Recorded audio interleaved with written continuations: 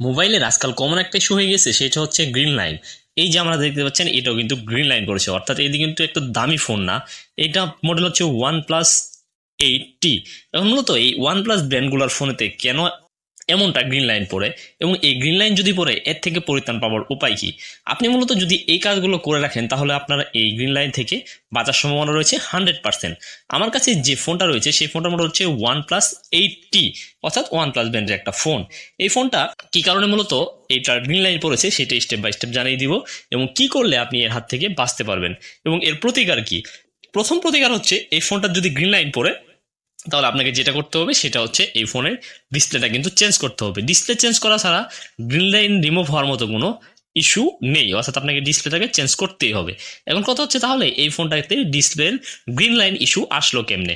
এই ফোনের ডিসপ্লেতে গ্রিন লাইন ইস্যু আসার বেশ কিছু কারণ রয়েছে। সেটা হচ্ছে, আপনি যদি গেম খেলেন, গেম খেলার সময় যদি ফোনটা ওভারহিট হয়ে যায়, অর্থাৎ একদম বেশি ওভারহিট হয়ে যায়, ওভারহিট হয়ে যাওয়ার পর তখন কিন্তু আপনার ফোনের গ্রিন লাইন আসে না। রাখার 2-1 দিন পরে দেখবেন অটোমেটিকলি গ্রিন লাইন চলে আসবে। 2 নম্বর যে কাজটা এর জন্য বেশি গ্রিন লাইন আসে, সেটা হচ্ছে মোবাইল ডাটা কানেকশন দিয়ে যদি আপনি আপনার ফোনটাকে আপডেট করেন। আর এই আমার হাতে যে OnePlus-টা রয়েছে, এইটাও মূলত এই আপডেট করার কারণে কিন্তু গ্রিন লাইন ইস্যুটা পড়েছে।